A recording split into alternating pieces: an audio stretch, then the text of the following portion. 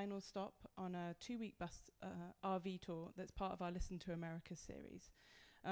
This is where we travel across the country to hear about issues that matter to people in the communities that they live in. Last year we took a tour bus to 25 cities and interviewed more than 1,700 people about the issues that matter most to them. We also did events like these with local media partners, bringing together community leaders, government officials and activists to talk about those issues that matter most. Which leads me to the postcards that you would have been given when you walked in. You should have 2 postcards, and one thing we found as we've been traveling around the country is that affordable housing is an issue that comes up time and time again. So if you have a few minutes and you would like to tell us a little bit about your experience, please do fill it out and give it to either myself or Hollis at the end. And the other plain postcard is yours to keep, as is the pen. So without further ado, I'll hand over to one of tonight's moderators, Arizona Republic Local Politics and Issues Editor, Aliyah Rao. So thank you again for coming, and thank you to the Arizona Republic for having us.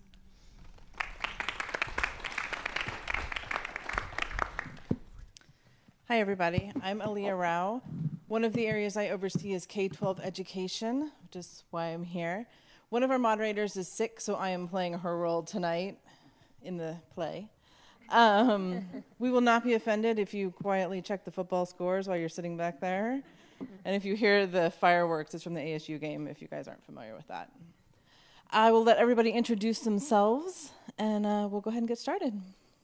My name is Claudia Lopez. I am a parent. My children attend a charter school here in Arizona. I am also an attorney, and I'm one of the moderators. Hi, I'm Sharon Kirsch with Save Our Schools Arizona. I also am a mom with 2 kids at a charter school. Lawrence Robinson. I am the president-elect of the Arizona School Board Association. Currently have 10,000 kids in the Roosevelt School District, where I'm a local governing board member. About to have 1 million that I represent through ASBA. Good evening. I'm Eileen Sigmund. I am president of the Arizona Charter Schools Association, and I'm very glad to see people turning out for parent questions. I'm also a parent, and I'm also very glad to see so many choices in Arizona where we have so many public school options for our families to choose from. Good evening. I'm Paul Boyer. I'm a state representative in Glendale and North Phoenix, which is District 20. I'm the House Education Chairman, and I'm also a high school teacher. I teach 11th grade literature, which is primarily Greeks and Romans this year. We're going to do about 45 minutes for questions from Claudia and I, and then we'll open it up to the audience to ask questions as well. So definitely start thinking about what you guys would like to know. The new school grades came out recently. How well does this rating reflect school performance, and how seriously should parents take it? And you guys can just go, whoever wants to start talking, and we can just have a conversation. Well, for the charter sector in Arizona, the authorizer, which is not my organization, it's the State Board for Charter Schools, all F-rated charter schools are put on notice that they must either improve or close. And so 2017, the F-rated schools were not the same F-rated schools that we're seeing in 2018. So the 2017, if they'd been F-rated again, they would have been closed. 2018, we have F-rated schools, and they're going to come before the state agency, and if they don't improve, they'll close. And that doesn't, frankly, happen in districts. We see thousands of kids in the same repetitive F-rated schools, and there's not the same consequence. Yeah, I would agree with my friend Eileen here that our districts that we represent have tons of failing F schools. And those districts and charters in any option in this state are going to fail working class kids, frankly a lot of Chicano kids, if all we're doing is teaching to a test. There are lots of tests that these kids will never pass and that are set up for them to fail. And so the point of education isn't a letter grade. It's what you do with those ideas and those concepts and that knowledge to get a job to support your family after. So I think all of the focus on just the test really doesn't help all of the kids who are going to come out of that test with no options after A or F. Yeah, I'd agree with that, and that's why I was grateful that the Arizona legislature, we passed a bill that allowed for what we're calling a menu of assessments, and that's where the LEA, the local education area, can choose a test that's nationally recognized that is more in line with that district's curriculum And so, for example, there are many schools that are choosing the ACT, the SAT, and I wholeheartedly agree that a one-time test isn't the best indicator. And for my students, I mean, I know exactly where every single student is with their writing, with their discussion, with just their input in my school, in my classroom. And so a test might be good for an indicator on maybe math or something else, but again, it's just an indicator. Are there other things that parents should be looking for in a quality school aside from that letter grade and maybe those test scores? So we do have a parent guide, and it's on our website in English and Spanish. And what we tell people to do is tour the school, look and see. We talk about class size, programs, learning style, culture and performance, and also, of course, the grades served. So there's a variety of things that parents should actually look for. For example, in our charter sector, we have performing arts, we have STEM focused, we have Montessori. There's lots of different options. And so what's unique in Arizona, in Maricopa County alone, we have in grades K through 8, 1 out of 2 families exercising choice through open enrollment or through our charter sector. That's virtually unheard of anywhere else in the country, and that means that a lot of parents are actually seeking the unique fit for their child, because we all know K-12 education is not a one-size-fits-all endeavor. I agree. I think, again, we're going to see a lot of agreement where you might have thought we were going to fight. I would tweak that, 80+% of parents do choose the district option, and the choice has been around since the 90s, and so by and large, year after year, for how many decades, parents continually choose their neighborhood school in a local district. I have so many parents I've met because they've come to a microphone at a school board meeting and vented and yelled at us, and then we go and solve problems. And I think that two-way communication and really the accountability back to the community being locally governed is why our districts continue to overwhelmingly get our Arizona students. I think that the problem, though, for parents with information is, number one, it's not always in Spanish or English or the language that you speak. It's not accessible. But number two, what does it mean? Because people leave schools remembering their favorite teacher that changed their life, or that band, experience for 4 years that, helped them enrich their focus. And frankly, if we don't fund that, whether it's for the public charter or the public district option, then our kids lose. And so it's not a fight to me between the two sectors of public schools.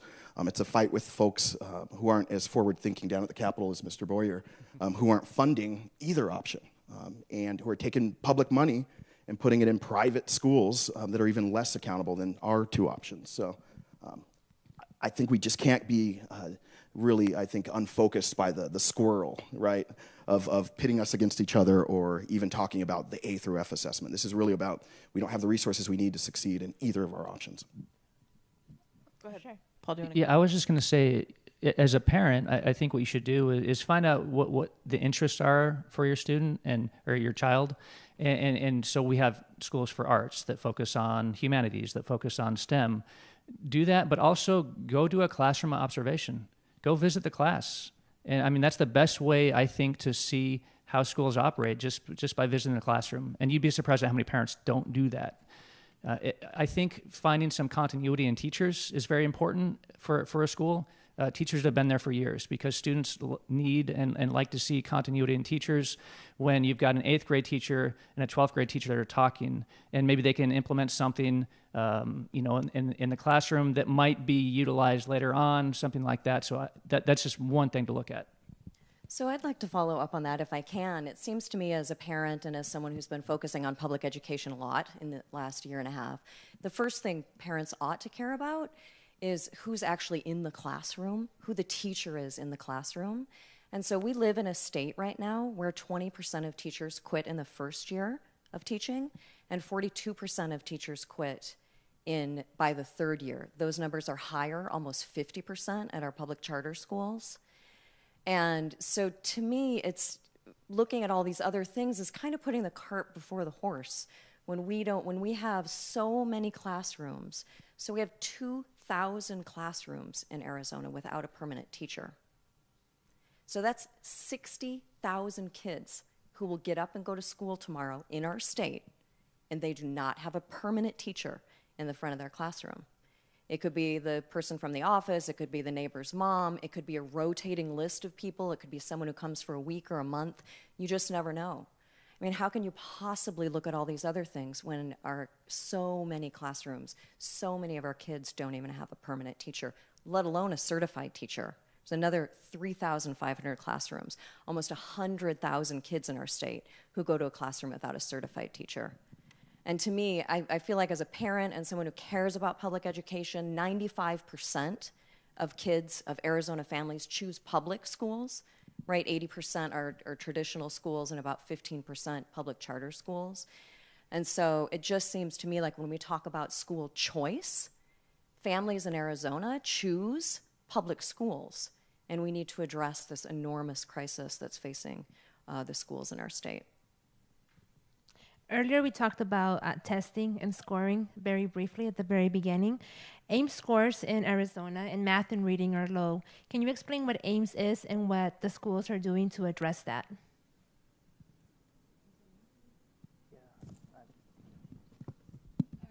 Ames, I know Ames Science, but AZ Merit, are we talking about AZ Merit schools? AZ Merit, sorry. AZ that was my Merit. fault. I got the wrong information. Why are they low? I think that they're low, and they will always be low, because even if we switch out the test, what fundamentally are our schools supposed to be doing, right? It's not teaching to a test. And if it were, we would fund every kid in every classroom to have a computer that I think is now required to take the AZ Merit. It's an option now, I guess. Yeah, so the law just changed, but up until then, you had to have a computer to take the AZ Merit test, which means that in my district, which can't even fund the teachers like every other district, let alone the household doesn't have a computer, your kid's gonna get up to a computer and freeze when they have to take that test, and that's probably one of the reasons they're low, including if the kid came to school without being fed, including if there are issues at the home or English wasn't the first language. Those are, I think, where we start, right? And they can sound like cliche things to say to be against a test, but we just won't get off of the test and the focus on it. If the tests were high, what would happen differently in those neighborhoods or for those kids? If everybody got an A, what would happen? Absolutely. And I think you're going to see a difference moving forward with the ACT and the SAT and other tests, because it serves a double function where students can use that as a entrance exam for college. And so I think they're going to take it a little bit more seriously than some. I mean, students know with AZ Merit, if you're watching at home, please take it seriously. But that there's not necessarily for them as a student a drawback if they don't perform 100%.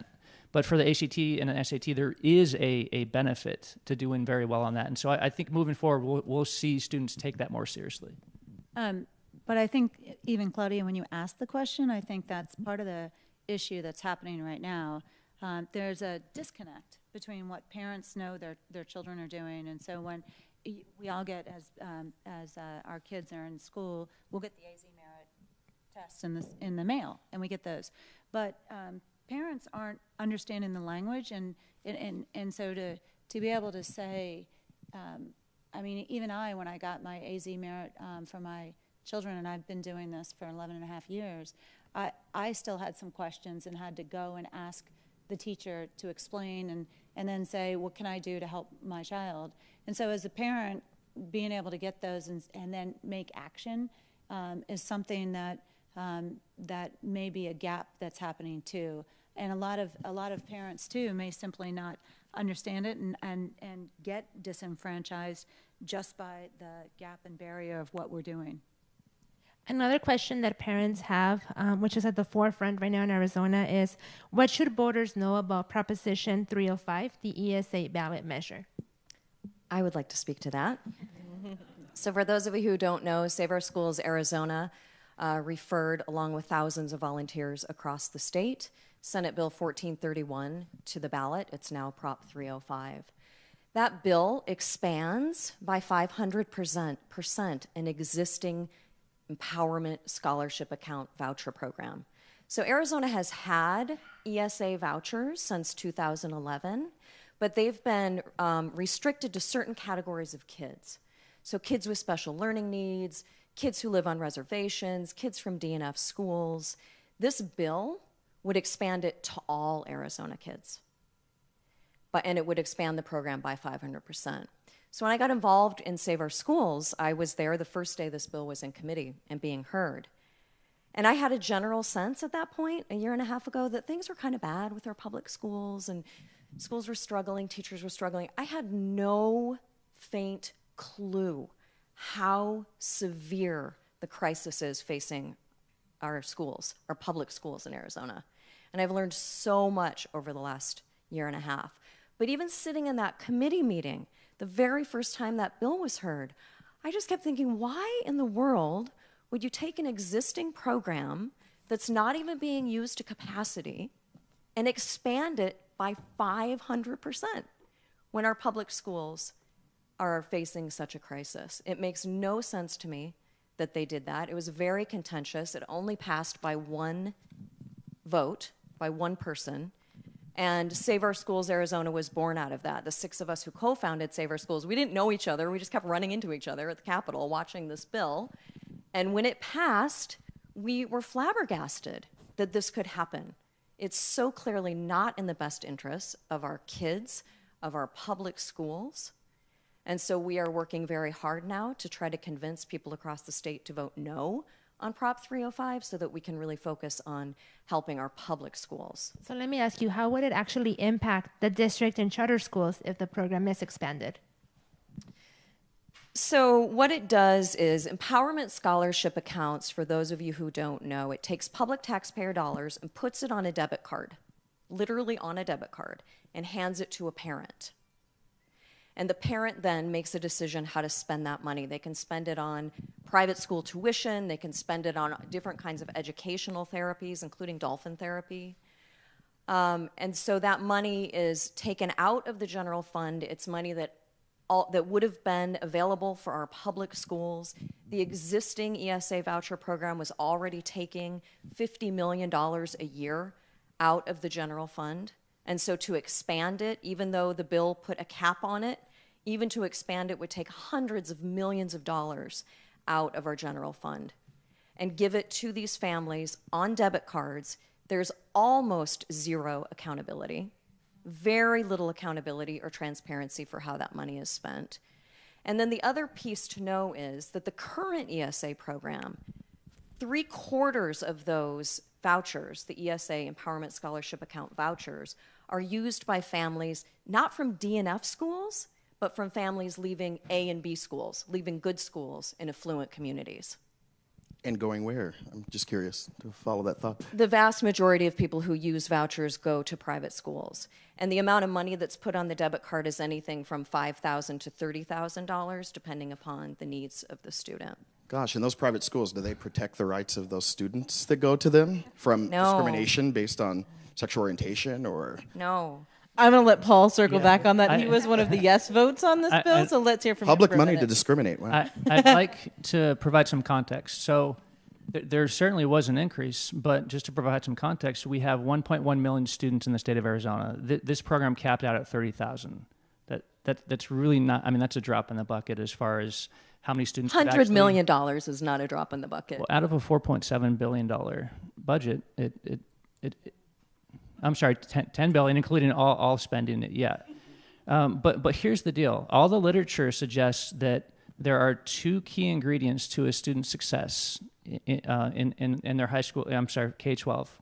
And that is having a high quality teacher in the classroom and parental involvement.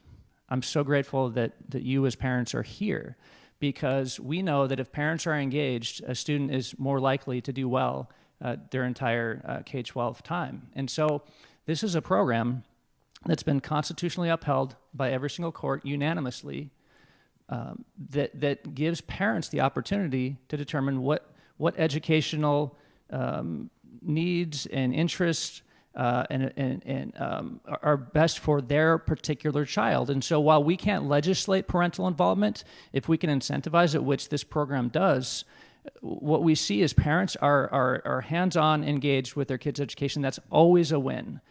And there are audits. Parents have to submit receipts to the Department of Education. They have full-time equivalent positions where they just look at these receipts One parent was caught because she wasn't using it for the right purposes, which is what we intended at the legislature. If you don't use it for educational purposes, then it's against the law, and that was referred to the Attorney General's office. So there are checks and balances, and again, anything we can do to get parents involved, I want to do. So can I ask you a question? Maybe you know this. I heard that the Department of Education is supposed to get 5% of what the amount of money that goes to the vouchers in order to do these kinds of things to try to track them, but that the legislature actually only allocates 1%. And so the Department of Education really has a difficult time tracking all of these, especially in the last year and a half, because the numbers have grown. So they just don't have the staff, they don't have, and it's very difficult to track it. There was an article in the Arizona Republic that showed, in fact, quite a bit of fraud and misspending. And even with the fraud and misspending, I still don't understand why dolphin therapy would be covered. Like, I love dolphins, and dolphins might be great for kids, but that's like this boutique thing. Like, really? We're gonna spend public taxpayer dollars on that when we have 60,000 kids who go to a classroom without a permanent teacher? It just doesn't make sense to me. To me, it's a $100 million tax cut for wealthy families to send their kids to private institutions, none of which are accountable back to the taxpayers, most of which do not protect the workers that are there or the teachers from being discriminated or fired for cause, and none of them are actually useful in improving the outcomes for the students who need the $100 million. So it's just a tax cut for rich folks and who already send their kids to private schools, none of which have now more seats in those schools for the kids who need them, and all of which can decide which kids they want to accept and not accept into those schools to begin with. I think the real problem here, though, is that the ledge also doesn't fund our schools, right? We've had to go to the courts to ask for the inflationary funding or for our buildings that are crumbling to get money. But now you have $100 million for private vouchers, so it just doesn't seem to add up to me. That's my next question. Let's talk about funding. We saw Red for Ed. We saw the fight over education funding. Where are we with education funding? Does the system make sense? And how do we fix it? That's a really big question, but let's see where we get. Well, I mean, we've made some significant gains, and there might be some disagreement on the panel, but from my perspective, according to the Auditor General, the average Arizona salary statewide, and people don't believe me when I say this, but the average annual teacher salary is $48,000. That's from an independent source, the Auditor General's office, and the JLBC. They also confirmed that as well. What we did through this year's budget is we got $275 million more for teacher funding, $100 million in additional assistance, which can be used for anything, and also $189 million for growth and inflation, and also $138 million for capital. And so over the next 3 years, we will have injected $1 billion in new money into K-12 education, and where we are spending this year, after this year's budget, 55% of all state spending goes towards education. Of course, that includes universities and community colleges, but the bulk of which does go towards K-12. So can I add to that? I think it's one thing to say we spend 52% or 40 whatever percent of the general fund, but so much money, so many of our taxes never even make it into the general fund, that our pie is very small to begin with. So every state that is poorer than Arizona spends more of their GDP on K through 12 education. Idaho, Alabama, Mississippi, Arkansas, South Carolina, and West Virginia. So we have a serious issue when it comes to funding our public schools in Arizona. And $1 billion sounds like a lot. We have among the lowest per pupil spending in the country, depending upon who's cutting the numbers. It can be 49th, it can be 47th. It is the bottom of the barrel. Even with the raise that teachers got, and I'd like to meet some of these teachers who are making $48,000 because I don't know any of them. I do not. And even with the raise, we still have some of the lowest paid teachers in the country. We have some of the highest classroom sizes in the country. So not only are we paying our teachers barely enough to make a living on, they have to buy their own supplies. The counselor ratio in our state is 960 to 1. The recommendation is 250 to 1. So our teachers are not being supported They are not being supported. Our public education system is not being funded adequately. Just And go it's up a to the crisis. lakes. They're on their boats up in. Yeah, right. Well, They live on their boats. according to the National Education Association, the most recent report, and I can share it with you, it says that we're at $47,403 average teacher salary as of 2017. Find me some of those teachers. I want to meet, really, I want to meet them. I work with teachers all the time. Can I keep going? Keep going. So- Not if your data's not correct. Well, you can dispute the NEA data, and that's fine. It says that we're 44th. After the full implementation of the pay increase, which is on average $9,600 by the year 2020, the way I look at this, if no other states increase their funding, we'll actually be 26th. ATRA, the Arizona Tax Research Association, says we'll be 16th. I'm not sure how they get those numbers, but I see it as 26th in the nation in teacher salary. So just to add to this, in Arizona, again, we have robust school choice policy with 1 out of 2 families in Maricopa County exercising choice. And our school finance system dates back to 1980 when we had 1 fax machine in all of state government. So what we've done is we've basically said districts are porous boundaries. Students can go between them. They can go, you could live in Flagstaff and go to school in Yuma if you want. However, we have not kept up with the pace of what our families are exercising in their public school choice options. And so working together, certainly in Prop 123, as led by Governor Ducey, districts, charters, we all came together in a room, and we were able to work through a lot of issues to put on the ballot Prop 123.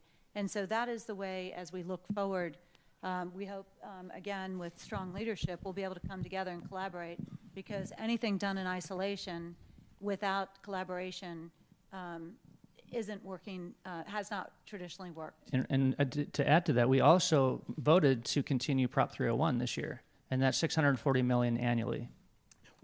Prop 123 was a win for collaboration by those of us who were in the room to make it a collaborative effort. But it stemmed from the Arizona School Board Association going to court, enforcing the hand, and then agreeing to less on the dollar that we were owed in our schools because we needed the money. If Prop 123 would not have passed, one of our schools in the Roosevelt District would have closed the next school year. And so, you know, it's born from a lot of agitation that we get this collaboration.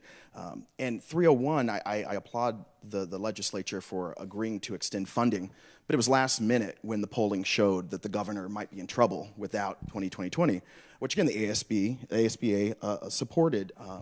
And I think the funding is great, but we still have a crisis. And so the whole system needs to change. And our overrides are basically having the burden be placed on property owners in the poorest neighborhoods to tax themselves higher, because you guys aren't doing it down at the ledge either. And so it's a problem, and it's not solved by 301. So what are we going to do next? Well, 301 was actually carried by Senator Kate Burf-McGee and Representative Doug Coleman. Mm-hmm. And they've been working on that. Well, they've been working on it since last year. But this year in particular, in January, it wasn't based on polling. It was based on a conviction that we needed to continue this. They got around 40 co-sponsors, maybe more. When did it start moving, though? When I heard it in committee. Yeah, right. On a political... In February. And then finally, the other thing is looking at, if you look at the Joint Legislative Budget Committee, I'm going to give you some good news. It was last week it came out, the JLBC report, that we're at $1.1 billion positive in cash. And so the next 2 years, fiscal 19 and 20, look to be positive in Arizona, where that's good. There's some other negative news, but that on the cost of special ed rising, that's outpacing and is higher than predicted. Just some other things. When you look at it, I think there's definitely going to be a discussion needed on school finance, as there is perennially. So how much does Arizona actually spend on students per student, if anyone knows that number? Well, if you look at the JLBC totals from June of 2018, I know our charters are $951 less on average than our district student, and our charters are about, on that JLBC form, I don't know if you have it up, but it's about $8,000 per child with all sources of funding that we're looking at, and we're less just on average. Now, again, we have 1.1 million kids. How does the 100 day of schools factor into how much they get per student? So if a child is absent the first 100 days, does it impact the amount of money the school gets? Or does it matter if they miss any days during the first 100?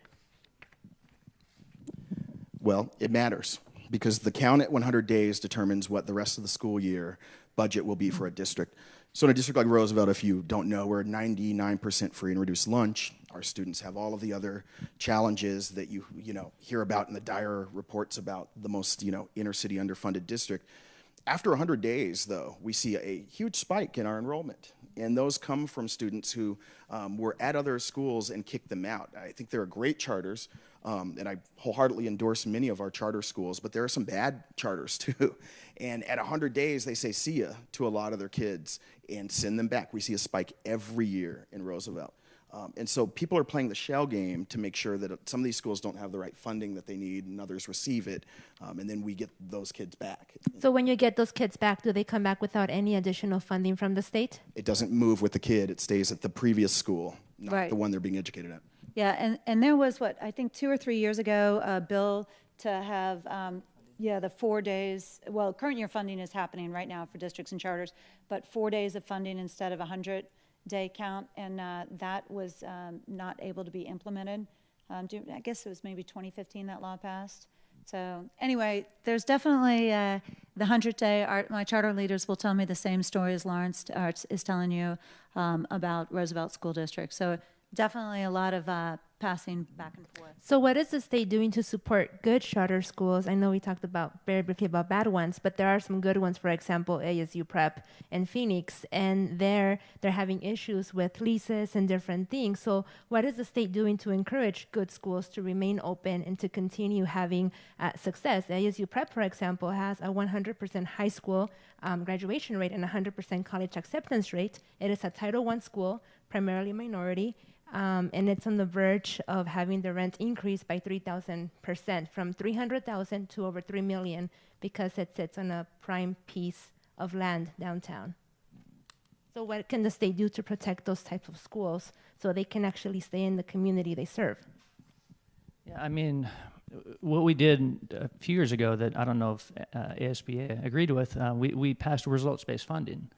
And what that was is we provided $400 more per students that were on free and reduced lunch in high-performing schools, and then $250 for students that weren't in free and reduced lunch programs. So in other words, there's more money for students that are in the free and reduced lunch program. So that's something that we wanted to incentivize high-performing schools to expand, to either have more kids at that particular school, to open a new school, or to mentor other schools to help bring them along to do the same thing. So that's one thing we can do, but ultimately it's at the local level. I mean, we provide the ADM, we provide the per pupil funding, and we hope that at the local level, we tend not to micromanage too much. And sometimes we get criticized for that, the legislature. Why don't you get involved more? Other times we're involved too much. But we really hope that charter holders and districts that are high performing, that they keep doing what they're doing. I mean, as a parent, is there a way that the state can maybe treat schools as a place for education to occur and not as a place, not as just a parcel of land that would go to the highest bidder? Because if all school is really money sitting there, you're going to sell, and what's the point of having schools? So as a parent, I really believe the state has to make it clear that schools are important, schools matter, and instead of raising the rent, for example, at that school, that's money that should be going to the students at that school. And there should be some protection for schools that are succeeding and that have a proven track record of that. But that was a local school district. That wasn't a state legislature decision. And as Representative Boyer stated, the results-based funding, there was other buckets of funding to encourage high performance that the legislature was passing. But really what you're talking about is the charter sector has been increasing in students due to parent demand. And that's what's really working, is success is being replicated because there's demand there. And again, a lot of the charters can take private donations. They can be ran by private corporations. And so there are incentives to move into certain neighborhoods right? Just like liquor stores on corners, and to leach students. And there are charters that do that leach students and then send them back to the districts after 100 days. And there are great charters, and I agree, ASU Prep, my nephew went to ASU Prep, and they do a fantastic job. I'm for the competition, and so I think ultimately groups like A for Arizona, which is a project of the Arizona Chamber of Commerce in conjunction, I think, with the Hispanic Chamber, they just did this, announced this amazing project, which is an expansion fund for the good ideas, whether it's district, charter, or collaboration. And I think that's what will ultimately win. We're going to always see that in poverty, impoverished neighborhoods, kids are not going to do as well on tests. And in neighborhoods with high incomes, kids are going to do well on tests. I don't think you can equalize that because the test is always going to favor one group over another. But it's what we do in the school and changing the outcomes, I think, for those families that counts. And you guys aren't probably going to fund us much more at the local level. So I think what they will fund is the competition that shows who's going to close that gap quickest. I just want to clarify, public charters are nothing like liquor stores. Not all of them. I would hope not. I wanted to ask a question that I get a lot from parents. And I think Eileen probably is the first one who can answer this, but are charter schools allowed to turn away kids with special needs? No. Charter schools are public schools that must accept students who come through their doors. So, for example, our public charters are serving a greater proportion of autism students than our public districts because Arizona Autism Charter Academy opened, and parents are flocking to that school, and there's a huge wait list. But by state and federal law, our schools must accept students who come in their doors. However, public charters will reach a cap of students that they can accept, just due to the fact that we're a public-private partnership. Charter is simply a contract with the state to provide public education, and that building is taken on at the personal risk of the charter holder or the charter founder. And so the buildings that our charter schools will go into will have fire marshal caps, because a lot of times you'll see them in churches, you'll see them in different areas, especially when our charters started. We're about to turn 25 next year, but there is always that issue of a safety cap. Are private schools required to take every student that comes in with special needs, etc.? Charters are not private, so I can't speak to that. They're not. It's like any private organization. I think if it were found that they were discriminating against a certain identity, then you might have a claim. But, you know, whose kids and families are going to form a class action lawsuit because they couldn't get into a private institution? They're worried about other stuff. But I would like to say on the autism school, I think it's a fantastic school. There are a lot of great examples of innovative charters, but charters aren't required to bus their kids. So if if you've got a kid in South Phoenix that wants to go to a great charter in North Phoenix, chances are they're probably not going to be able to get there. So again, it goes back to kids being punished for the zip code they were born into. And so that's why at the end of the day, the 80% of kids that go to district schools must have those schools well-resourced and performing well. Even with the innovative charters, they'll never be able to probably take 100% of our kids. So let me just add a little bit. My kids go to Arizona School for the Arts. It's a fabulous charter school. My kids are very artistic. It's a wonderful match for them. We truly do have wonderful school choice options in Arizona, many, many of them, more than almost any other state in the United States. But I think too often we forget that school choice is very often the school's choice. And the people who are actually able to exercise school choice are people like me, who can drive my kid 25 minutes every morning to get to school.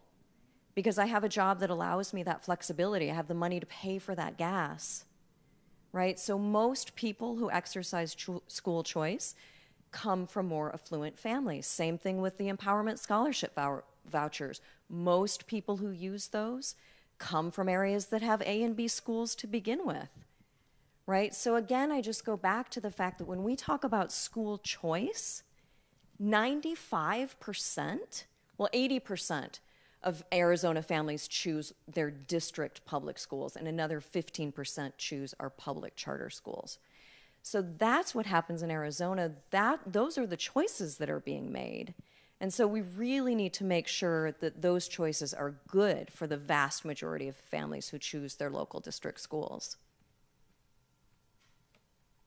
So when a parent chooses their local district school, are the local district schools and or charters required to have full day kinder? Because obviously early education is very important. And on that note, is Arizona doing anything to provide a preschool program across the board for kids that can afford to go to a private daycare and get one there?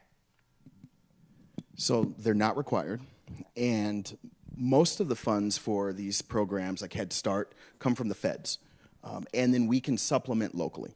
So there are success stories like the city of San Antonio. I know New York is experimenting, the city, on expanding through city funding those options. But we hit a cap. There's a huge waiting list in at least my district, and in probably most. What is the waiting list, if you know? I think we have like 3 on the waiting list for every 1 kid in our program. And I can't quote myself on that, but it's huge because we don't have the funding. And the district, if we could, would have every kid in a pre-K and K program so that they did better on these tests. The problem is we don't have transportation, we don't have funding, and there's no requirement. Well, and First Things First provides the state option on a lot of preschools. I know it's available. We have schools on Indian reservations, and they're actively working up on different reservations. So there are some options, but again, the demand exceeds what is available. And we know that if you don't know X amount of words by the time that you're 5 or 6, or if you're not performing at grade level by 3rd grade, you're not going to graduate from high school, or you're going to end up in prison. So you got to start early, and the money's not going there. It's going to teach to the test. Paul, is there any conversation at the legislature specifically about full-day kindergarten or pre-K? It seems like there is every year, but we're still trying to nail down from the Joint Legislative Budget Committee, our nonpartisan budget staff, on what exactly that number is and how we're going to fund it. What we've seen is that districts that do want to do it, they do prioritize their funding and they do pay for it. But there are, believe it or not, there are some districts, there are some schools that just don't put that as high of a priority as making sure that every classroom has a consistent teacher in the classroom and smaller classroom sizes. I mean, again, local control, which we highly prize here in Arizona, and just allowing those LEAs to determine if that's the priority or the classroom size or whatever. We've got 3 more minutes. I'm debating whether we have time for one more question. I'll do a quick one. So in Arizona, a few years ago, there was this debate about Common Core, right? Is that, some parents still have questions about, is that standard still in place, or was it replaced with something else? So it depends on who you ask. So honestly, I haven't heard a word of Common Core, and I'm not sure why that is. Standards were adopted. The superintendent said that they were changed. I wasn't engaged in that battle. I mean, I'm in the classroom every day, and I try and make sure that my students can write well, think well, and speak well. And I use great text to help them get there. But yeah, I haven't heard that debate since about 2015. It was a boogeyman that the right wing used to say that we were going to have a communist takeover of our local schools. And it got our current superintendent of public instruction elected. And she convinced her base that this was some outside force telling us what to do here. And if she wouldn't have used the word starting with a C, common, that sounds like communist, it may not have worked. So she threw it away after the first cycle, and there will be another boogeyman back, I'm sure, to replace it probably in the next cycle. And just what my team, we were actually talking about this in preparation for tonight, and what my team says is when you change the rules on what teaching and learning looks like, it takes years for schools to adapt and respond. So as we move forward, we would just like some consistency for our educators so they know what's expected of them. And I'm seeing a lot of applause there, so.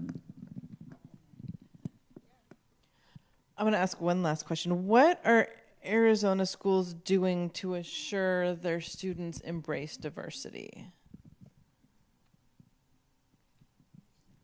Okay, yeah. Whoever. I'm the black guy up. Oh, come on. I'm the gay guy, I guess I gotta. Well, diversity is actually, it's I think a buzzword that, a generation ago would have been, how do we bring everybody to the table from an identity perspective?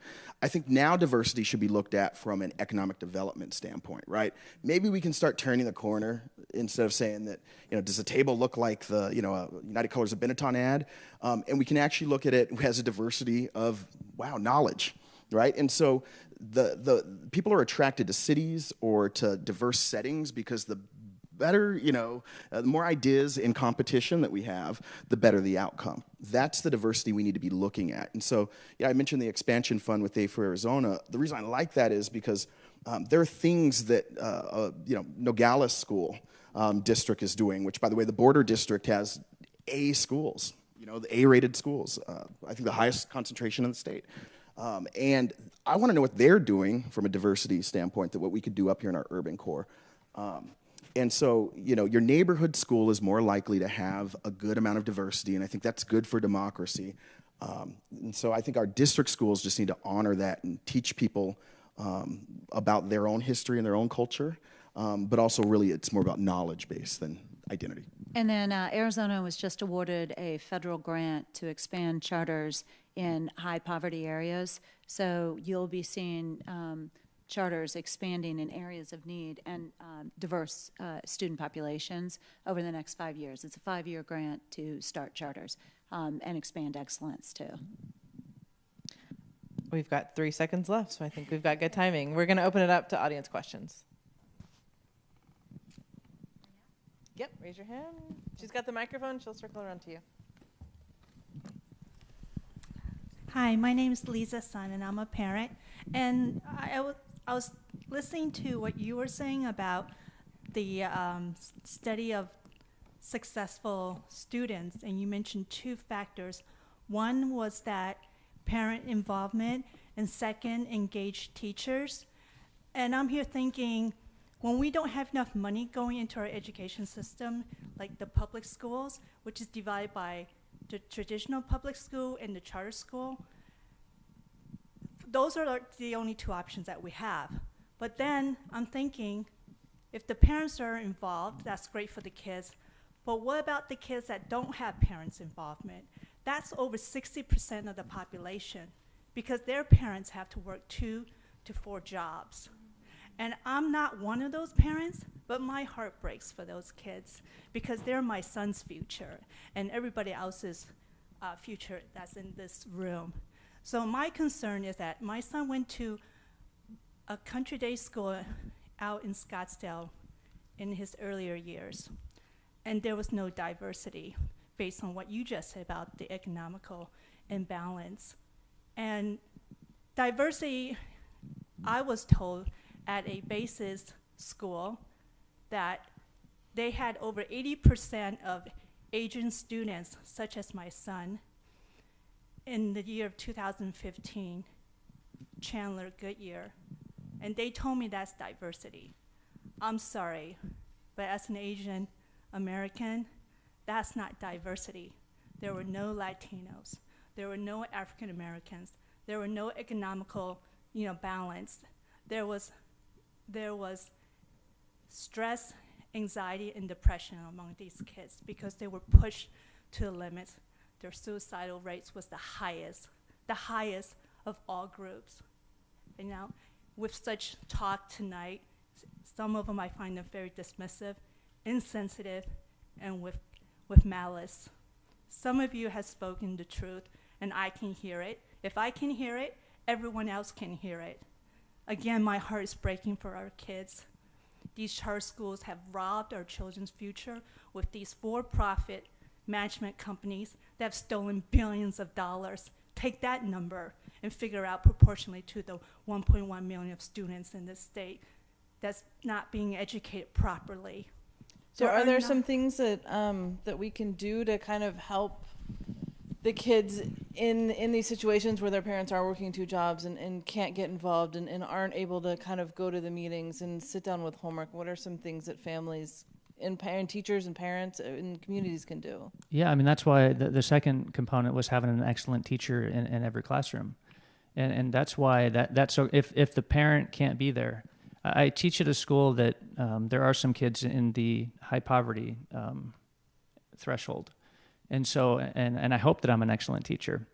And so we're making great traction. I mean, teachers by 2020 will have on average, a $9,700 pay raise on top of the average. And again, I mean, you don't have to believe me. You can believe the Auditor General, $48,000 average teacher salary. We are making significant progress. And I think what we didn't talk about it tonight. And I think one thing that we missed is, what is the purpose? What's the end goal of education? Sometimes we get so wrapped up in education funding, charter versus district. What's the end goal of education? Our charter schools, are they providing an education that is helping students to think well, to write well, to speak well? And if you look at the NAEP scores, the nation's report card, charters are. Districts are. We're making great gains here in the state of Arizona. And I do think that the end of education is, well, ultimately it's freedom. It's not just for a job. I mean, a job will come if education is done well. But I don't think that should be the end goal of education. I think the end goal is freedom for the student to think well, to speak well, to write well, whether that's math, whether that's science, whether that's foreign language. I just think we should be talking about the purpose of education more than we are. I agree, and I think that's why neighborhood schools will always win. You know, like when I grew up, it was a big deal to see the Cosbys on the TV, and then it became Fresh Prince of Bel-Air. I think that those issues of diversity and the acceptance of diversity over time and generations before was because you had to go to school with kids in your neighborhood. You had to learn to get along with them before it was too late. Before you could just go home, open your two-car garage, go in, and not come back out and see your neighbors. Kids and youth are the leading barometer of change and acceptance and progress in our country. And when we give up our neighborhood schools and the American concept of the schoolhouse, a local schoolhouse, you know, the cakewalk and the Boy Scout troop there, and maybe church on Sunday in your cafeteria, then we've given up, I think, on neighborhoods. And so I think it's important you go to school with kids you are growing up around. My mom, who's here in the audience, who's teaching the school district that I'm on the board for, I don't know what she would have done for daycare if she didn't, you know, tap on a mom's shoulder and say, "Can you drop my kid off after, or can you watch him after?" If I was going to the best school and I had to go out of my neighborhood to do it, I'd have no way home, and it wouldn't have been my option. So I think we have to double down on neighborhood schools being the anchor of a community. Keep them open as long as possible. We do free meals for dinner in Roosevelt that we get reimbursed from the federal government. We're starting to do breakfast with United Way has helped us implement that program. Open up the school doors and let people come back in. More questions? Can I just follow up really quickly? I just wanted to say I really appreciate your comment, and I share your heartbreak. I really do. I think I'm just keep going back to this. So I want you guys all, when you wake up tomorrow morning, to really think about the fact that 60,000 kids in our state are showing up in a classroom without a permanent teacher. Another 100,000 kids in our state are showing up in a classroom without a certified teacher. The teachers who quit, the 20% who quit in the first year and the 42% who quit by the third year, 60% of those teachers are certified. So it's our certified teachers who are leaving. So I agree. We absolutely have to get great teachers in every single one of our classrooms. Our kids deserve it. Our state needs it. And it's heartbreaking to me that that's the reality that so many of our kids face every day in our state. Can I follow? Sure. As a state, I think that we needed to do a better job of talking about the great things that we're doing here in the state of Arizona. We are. Our NAEP scores, we are number one in gains in the nation. Arizona, not Massachusetts, not the high-end East Coast states, but Arizona. And I think that we collectively sometimes badmouth education in Arizona. And it's hard to recruit teachers when you're telling them how lousy of a career it is. When we're making great gains on the nation's report card, the gold standard on the NAEP scores, we're making significant gains with funding where we put it in the base level amount, the teacher salary increase. And the reason that's important is it's permanent, it's ongoing, and it's inflated. In other words, it's going to be there for teachers, not just this year, but the next year and following a $9,600 pay raise. So I think when it comes to academics and funding, we are really making significant progress.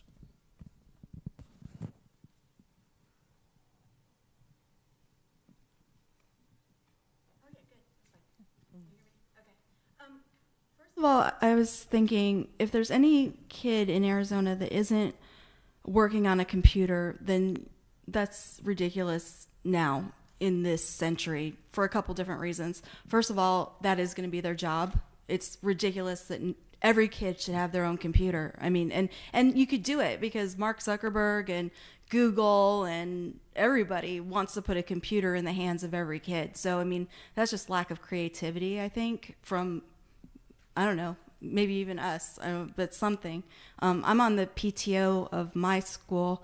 I'm not like on the board, but I help with fundraising, and we are constantly trying to make up for the gap, you know, and it's not really, I do it because it has to be done, but it's not really our job because we pay taxes. We want to pay taxes, take our taxes and pay for school. That's, you know, it's like I have to do that almost as like another part-time job, which is fine, but to fill the gap. And I can, and thank God, but a lot of places can't do that. And that's the difference, you know, between the ones that make it and the ones that don't. And it's not because those people don't care, but I mean, there's only so much energy in the day. And again, that's not their job. That's the job of the people that we give the money and give the jobs to, is to use the money and educate our kids, you know. But I want you to address how can we like actually do some planning, you know, some civic planning. I mean, how many schools do we really need?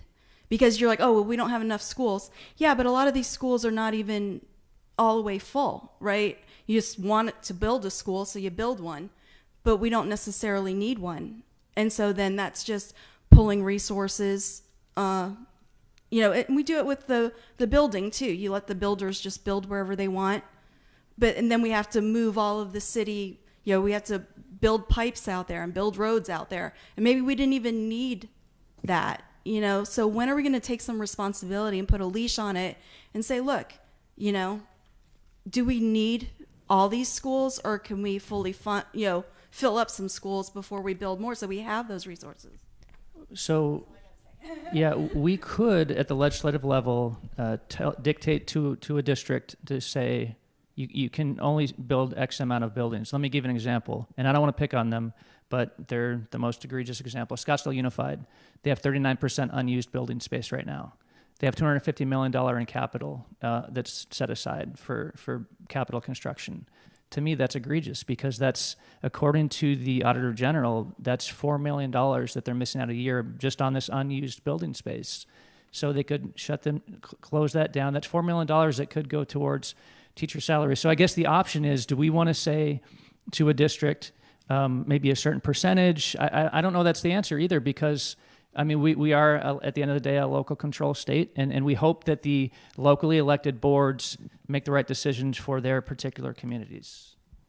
Yeah, and depending upon the year, in Roosevelt, we'll have a spike or a decrease. If there's an economic, bust, in an impoverished neighborhood, people got to leave, you know what I mean? They don't own their houses, or, they're renting. After SB 1070, which the legislature also passed, we saw a lot of our families leave. And leave not only Arizona, a lot of them left the country. And so this is the trickle-down effect of the legislative policies that don't look at the whole family, right? I mean, if you don't have two parents in a household, then we also know that the kids aren't going to do as well. Well, when you lock one of the parents up for a nonviolent drug offense that didn't have a victim, for smoking a joint, and they're back in South Phoenix and not in North Scottsdale, that's also going to have an effect. So we need more people like you to run for school board. Our local districts are not paid boards. I don't know if all the charters are unpaid boards too. 95% are nonprofits. Okay. But the local school boards at least allow you to go vent somewhere and to take back your district. And that's why I think the local school districts, run for school districts. In any given year, there are hundreds of school board positions that are open across the state, hundreds. You could go down, apply, and get on a school board because we're looking at what Trump's doing, not what your neighborhood school is. So you're in what district are you in? Well, it's really funny. I live in Queen Creek, but my kids are in H-PAL. Okay. I have to drive to, I drive, again, 20 minutes because I've made that choice. So Higley is where they go to school, but I live in Queen Creek. So the next Queen Creek local school board member is sitting right here, ladies and gentlemen, next year. You heard it here.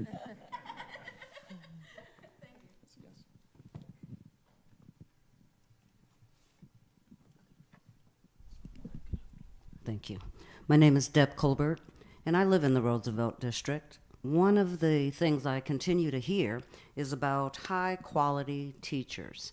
And I also heard, and so I need to have this confirmed, what in the world is the Teacher Academy?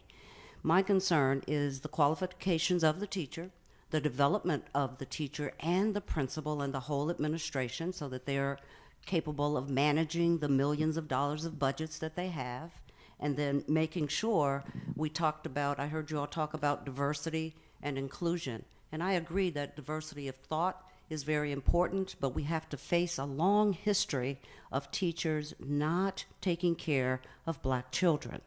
Our children are being kicked out of school, being expelled, and being disciplined at a disproportionate rate, and it is unacceptable. So what are the thoughts around what are we going to do to improve the condition of teachers in our schools?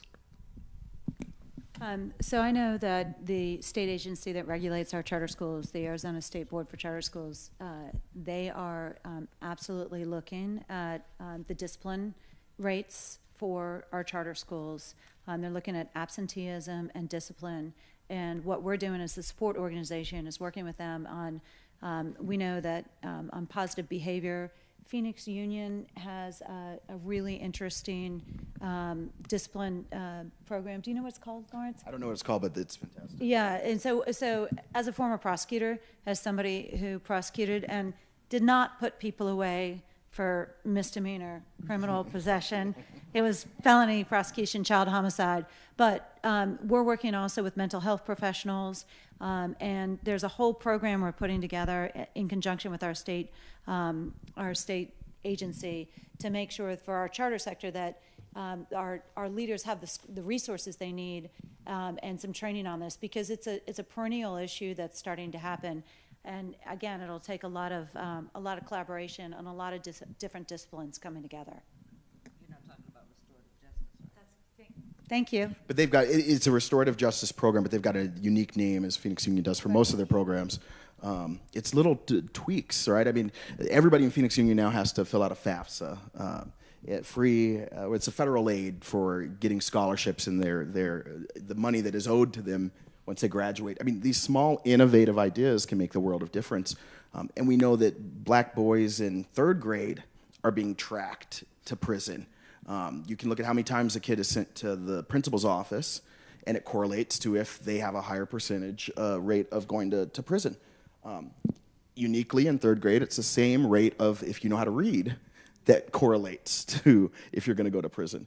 And so some of these kids are acting out because something's going on in the home, or sometimes the teachers don't know how to handle different actions and behaviors of cross-cultural communities, right? And we need to just address that. But the last thing I'll say about that, though, they're third graders or first graders, or I don't care if they're 10th graders, they're kids. We shouldn't be throwing them in these punitive situations. If we don't have school counselors, and counselors at home or healthcare or any of that, kids are going to do worse. And the last thing I was going to say, 22% of our charters are alternative charters, and that is a charter with students who've dropped out, adjudicated delinquent, chronic absenteeism, and so we're allowed in Arizona to educate students till 22. So we have options that have been available to some people to help them get back to high school and graduate from high school. And we know the difference in earning income between our dropouts and our high school graduates. And to the first part of your question about excellent teachers, so this is something that's near and dear to my heart, being a teacher myself. There are two schools of thought on how to hire a teacher. Do you hire a teacher, have them go through a teaching program for 4 years and teach them primarily pedagogy or how to teach? Or do you find a teacher who is a subject matter expert and teach them how to teach? Because when students see a teacher that is passionate, that loves their subject, you can't help not exude that in the classroom. And I think those are the kind of teachers that we want. At least my wife is I'm happy to report she's 15 weeks pregnant, so we're expecting our first. And I want a teacher for my kid who is passionate about what they teach. And so I think that, and there's a way to recruit teachers like that. There's a way to look for teachers that are passionate in their area, whatever, whether it's literature, history, math, science, whatever. So I think it's actively looking for that. Not all the teacher colleges, though, do that. Some of them go the other route where they want to teach the heavy focus on pedagogy. So that's again being a local control state and letting teacher colleges do their thing. We have to let them do that if that's what they think.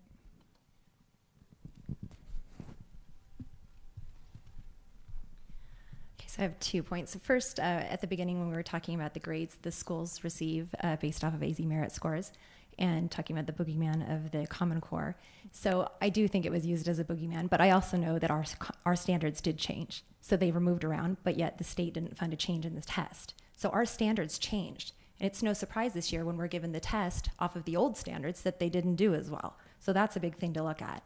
So for example, like in 4th grade, which is what I teach, we no longer teach coordinate geometry. Yet on the test, coordinate geometry is still on it. So that's what's happening across the board with that test. We forced us to change standards, but yet didn't fund a change in the test. So that's setting us up to fail there.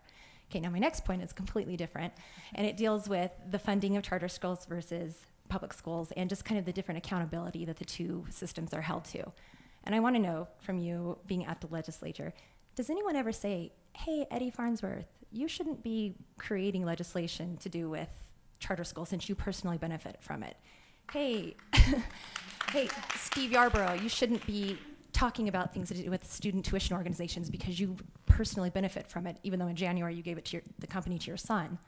Why does anyone ever say that at the legislature? Where's the conflict of interest conversations? So there is a conflict of interest, and I abstained from a few votes because they impacted teacher salaries. So I didn't vote for those this year. I typically don't see Mr. Farnsworth running education bills in general. He's our judiciary chairman.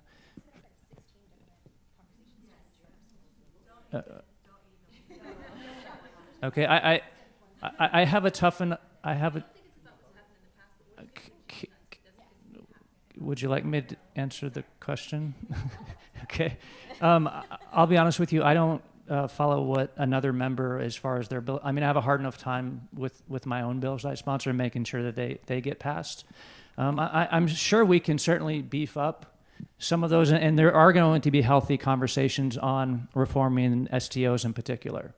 Now that Mr. Yarborough is no longer going to be at the legislature.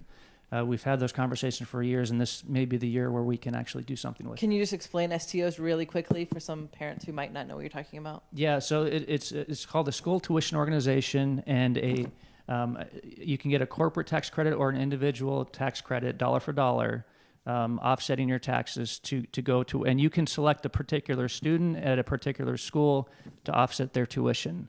And there's 20% growth every single year.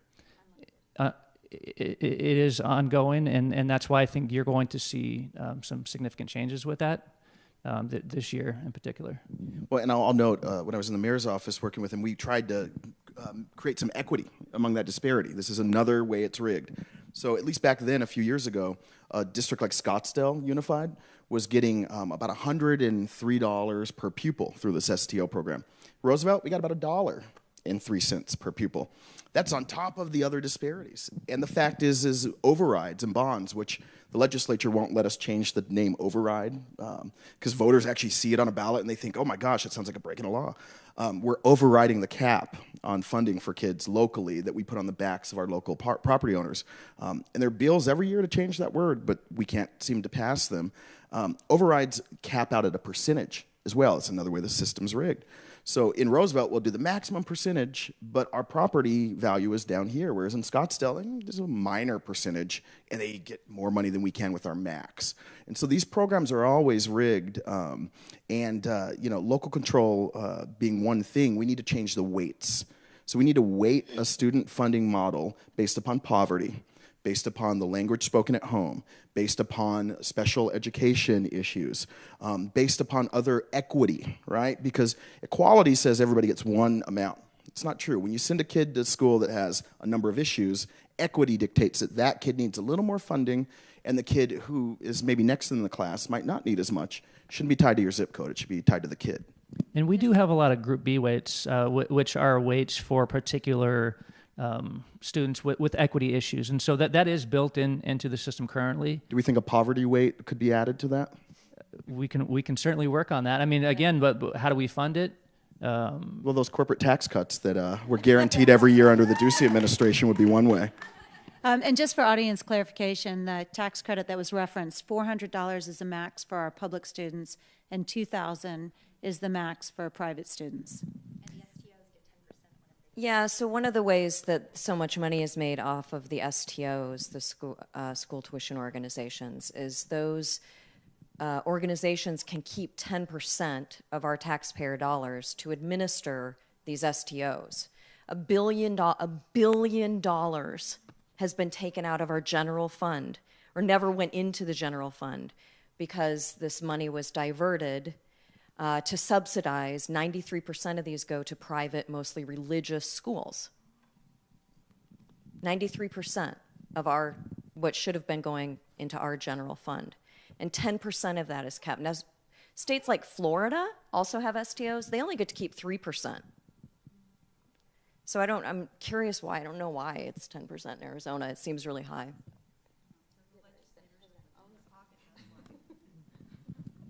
Should we move on to the next question? Oh, okay. So I'm not a parent. I'm newly married, and I'm a temporary worker here. But I'm very socially curious and wanted to understand the as a school education system here. I'm surprised, and it's more of a comment and a question. I've not been able to understand a lot of terms here, but a basic understanding is there that there's a problem of quality education, there's a problem of quality teachers, and from the country that I come from, India, like the resources are very less, the teachers, and the kind of facilities that we have here are a kind of superlative. And one of the participants also said that we have extra amount of facilities, we have unused buildings, we are spending more. And I've heard the panel saying, like, mentioning budget in $100 million, billions of dollars.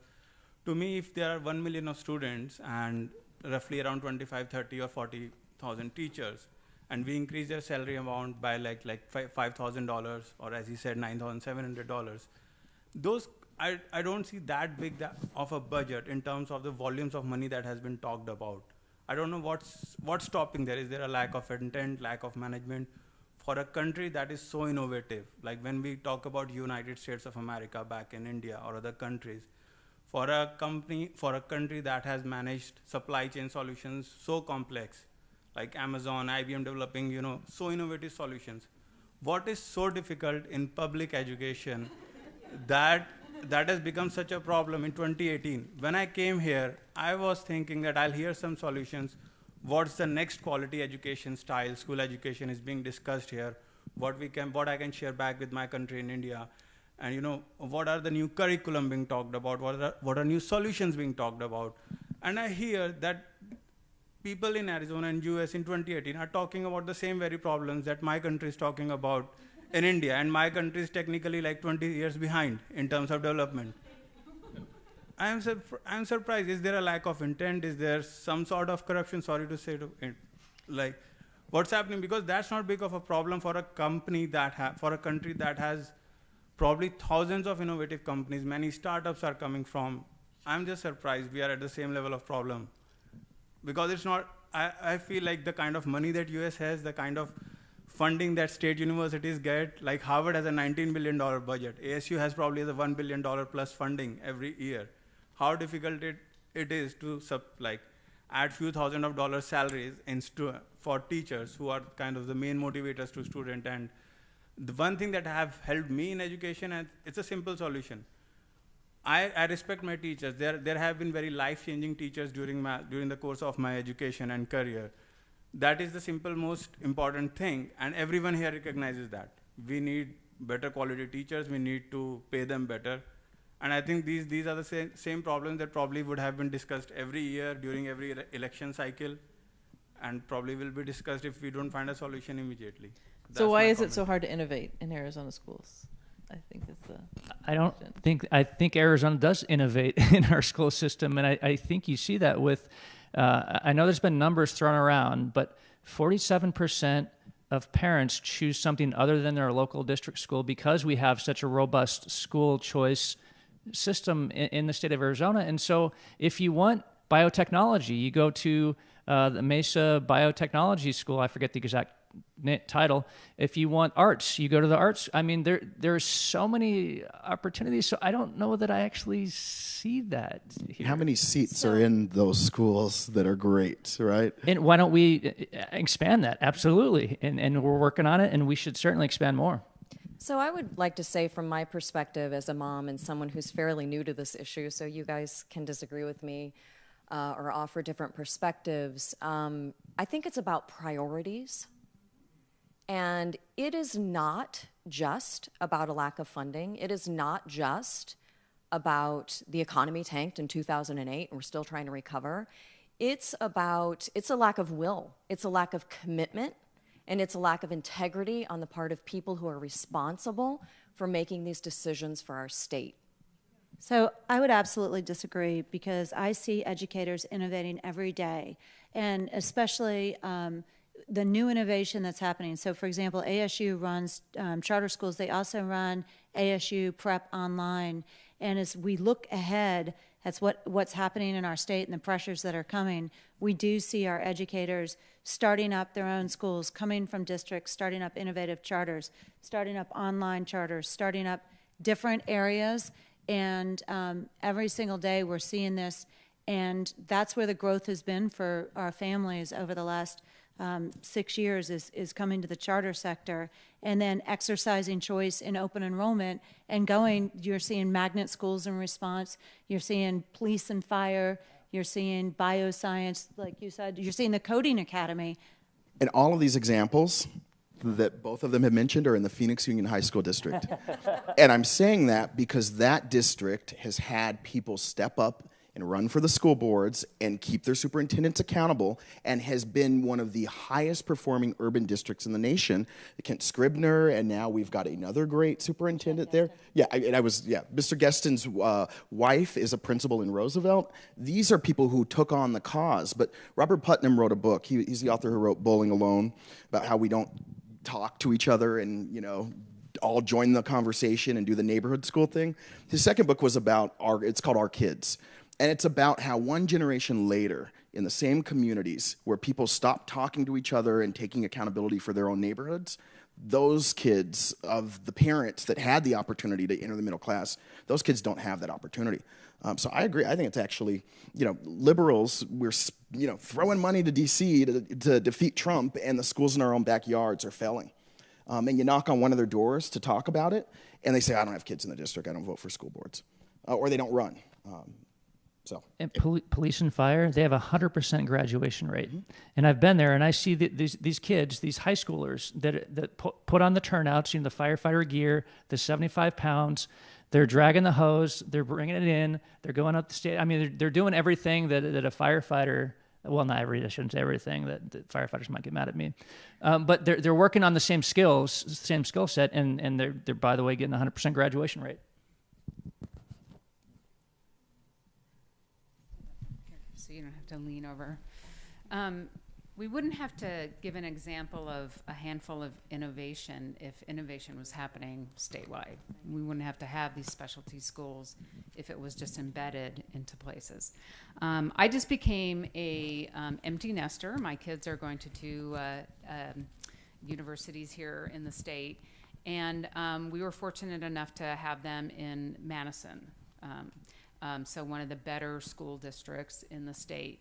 And yet, the challenges that what I saw is when they first entered pre-K and kindergarten, Janet Napolitano was our governor, and there was all-day K, by the way, for 1 year, I believe. 1 year, right? And so I paid for the difference to have them both go through all-day K, and they are only 1 year apart, so I could see it. I saw the difference. It was so amazing for the kids who didn't have all-day K to the kids who did. It was night and day. I also work with an organization that Aaliyah was did a lot of coverage of, the Arizona Town Hall, which covered education last year and education funding. And several years back, when they also covered education, they brought in somebody from the Federal Reserve who has spent his entire career studying the investment in early childhood education. And far and away of any economic development investment, it shows the biggest gains and the biggest return. So to your question about political will, it's, you know, if we want to see the biggest in economic development investment anywhere, it's investing in early childhood. Two more things really quick.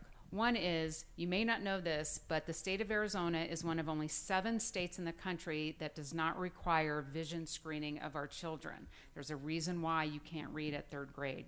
And we're using old technology, which is the eye chart, which was invented in 1962, and we haven't updated that. So that's one issue that should change, and it could if there was political will. And the last comment or question, actually, really, is I was working with a group that was mandated through legislation to look at unification and consolidation. I was just a consultant to it. I had no skin in the game.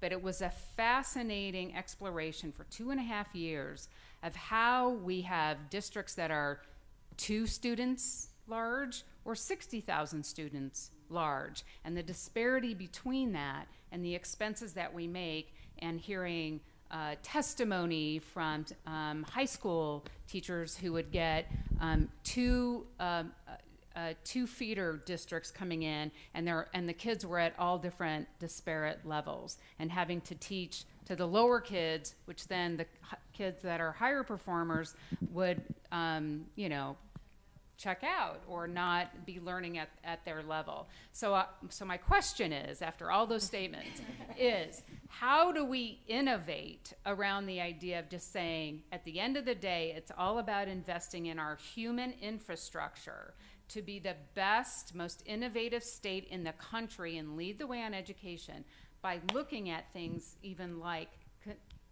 consolidation or unification so that our kids get the best chance at a vital career ahead and a vital life.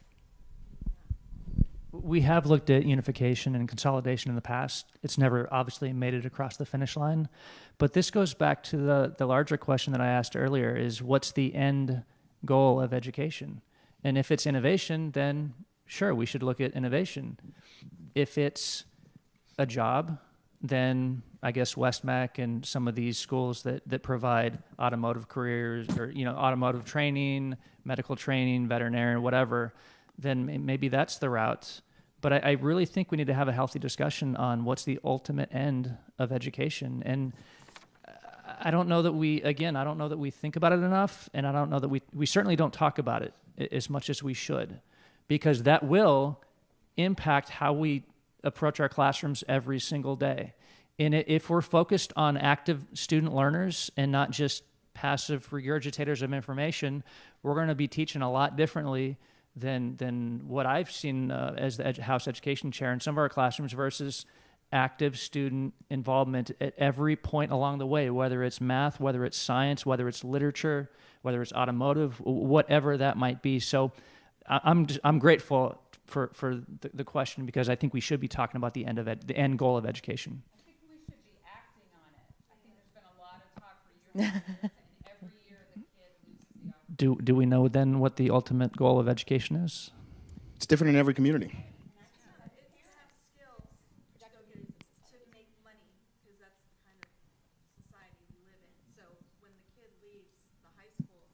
should be able to at least have either get a job or start a business or do something to like be a part of as an adult in society. See, I think that's part of education. I think there's three parts. Yeah, I think there's three parts of education. Part of it is to ultimately get a job, but that's not the most important. To become a better citizen, and also to become a better person.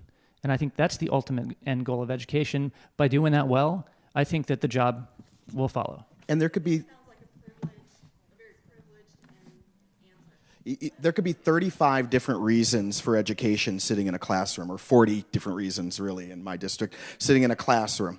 And I think that we need to be well-resourced enough to understand that every one of those 40 reasons for being in that classroom count, and every one of them will be nurtured and supported. And so, if you're a kid coming from a family that you saw the stress of 10 people, in a household and not being able to eat every night, maybe getting that automotive job is going to be the great success of your life for your family, and and your next generation can go play the trombone, during their school time. So I think I agree. I actually with Mr. Boyer, and one of the things I like about Paul is that I think you're honest and you're genuine and you teach and you're committed, even if we come to different maybe outcomes for what laws to pass. But there are a lot of people down at the legislature or on their local school boards who don't share the same genuine passion to see the system improve. And in districts, my school board has 3 members of one family out of 5 on the board. Sister-in-law, aunt, and nephew. Son has served before, and dad was constable before. That's a problem too. So it's really back down to, I think, the local control and us waking up and taking back not only the legislatures, but our own neighborhoods. Paul, is somebody leading that conversation about what Arizona's education at that high level should look like? I know a few of us sat through 2 years of classrooms first and came out with a nice report and not much else. So what's the next? Is anybody taking the next steps? When you say what education should look like, do you mean from what I've been talking about, the end goal of? Yeah. No, we haven't been. I don't want to say we never talk about it, but it's usually the last thing we talk about. We always talk about the school finance formula that you need a master's in education finance in Arizona just to understand. I'm being facetious, but it's complicated. After we get done talking about that, then we talk about resources in the classroom. Then we talk about what we get into the fight. So short answer, no. I wish we were talking about that more, and I don't think it's privileged to say that we really want our students to learn to think well, to write well, and to speak well, and anything we can do to help them get there so they can, the 3 components of education that I think are critical, I think we should. What about not only thinking well and speaking well, but reading well? Because in Arizona, that is a huge problem. If a child can read by 3rd grade, I understand they can't move on to 4th grade, and that really dictates their pathway through their educational system. So what is Arizona doing to really foster literacy at that early age, since we don't have a full-day kinder, we don't have preschools unless you can afford to send your child to one? What is Arizona doing to make sure children have access to books at home, that children have access to quality libraries inside of their schools, that they have access to extra tutoring if they need it to learn how to read well at a certain age, where based on these tests that they're all getting, they will be able to move on when ready? Sure, and that's a great question. You'll be pleased to know that in this particular budget, we added $100 million for additional assistance, so districts can use that for whatever purposes they want. $139 million for inflation, which again can be used for whatever purposes, and we're committed to the next 5 years to fully restore an additional assistance to the $500 million level, and making sure that, like what you talked about, that the libraries are fully resourced, and that students, you're right, reading is critical. Students should be reading, they should be reading at a high level, and that's part of the way to get them to write well, of course. To think well, to speak well, they have to, at base, they have to be reading. That's right, and then we've included the K-3 move on when reading money as well, because we passed a law a few years ago that students must be proficient by 3rd grade, because all the studies suggested that if they're not reading by 4th, then they're going to struggle throughout their entire tenure. And there are groups out there that are doing this beyond the schools that are actually seeing big results. Like there's an African American coalition that's putting books into barbershops. Southwest Human Development is making sure that when you are on Access and you see the doctor with a baby, that you give the parent a book. Some of these things are really small. Having access to the internet, surprisingly, is still a barrier. We're back to reading again. It's just Facebook and whatever online. But Connect to Compete is a program that the federal government says requires a kid in a high poverty area, free and reduced lunch, to have a $9.99 rate for internet. Most parents don't know that. Any kid in Roosevelt or any family can have $9.99 a month internet, and most of them don't know it, and so they don't have internet once their phone, gets its data usage of the month. There are, again, small tweaks that are not fundamental, and the legislature has to fix. What about using First Things First? I remember when my oldest was in preschool that they had programs where we would go and there were literacy components, and they would help parents obtain books and get books, make reading exciting. They had a mascot that would come out, and then the funding for it kind of dried up and it was gone. And I had another child after, and I saw the difference, and we were looking for literacy programs that we could take our children to, and there was nothing similar in the community anymore. So can Arizona implement things through First Things First again to really encourage that? Well, First Things First was voted by Arizona voters, and so it's voter protected. It's separate from the legislature. When I was on staff, the legislature tried to tap into First Things First funding, didn't work. That actually went to the ballot. And so First Things First, I mean, they do great work independent of the legislature, and that is funded by taxpayer dollars. So I'm not sure about that particular, I believe there's over 30 First Things First agents around the state. So I'm not sure which particular one the funding dried up. I think it was one that was using parents as partners. And so the focus on it was really to use parents as agents of change in the home. And so they would have parents come out and do literacy-based activities with their children. And then they would take that home, and there was an accompanying radio show where the mascot would read the story like on Saturdays or Sundays. And children could sit at home and follow through with the books that they were given at these events. So it really brought literacy into the home. It made kids excited. It made an activity that a parent and a child could enjoy together. It was very successful, and then it just went away and it never came back. And the reasoning that a lot of the parents were told was that they were only supposed to use it like as a one-time thing for certain programs, and then they were supposed to move on and do different programming, even though something had already proven successful. And First Things First is there to improve quality of the existing slots for this early childhood education. So it still maxes out too, which is why resources always have to be thrown into the conversation. That even if First Things First were 100% successful, it would be for the kids who already have a seat in an early childhood classroom. All the rest of the kids on those waiting lists wouldn't even have it. Even the program be damned. So. It does come back to money a lot, even if it also is about innovation. We are out of time. I want to thank the panel and our moderator, and thank the audience for coming out and asking great questions.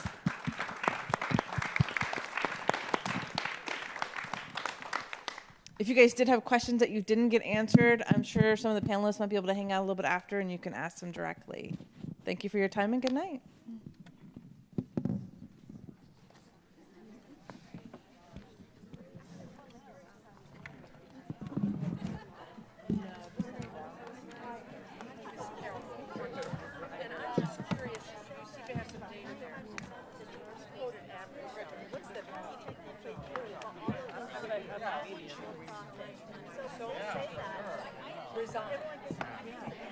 Great job. Thank you so much. Thank you. Thank you. Good job. Good job. Thank you.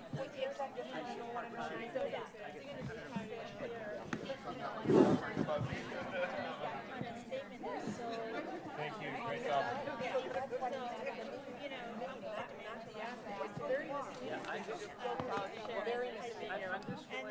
Well, I know it's misleading, right? It's misleading. Why are so many times not addressed? Because they can't make a living, and they have college money, sick.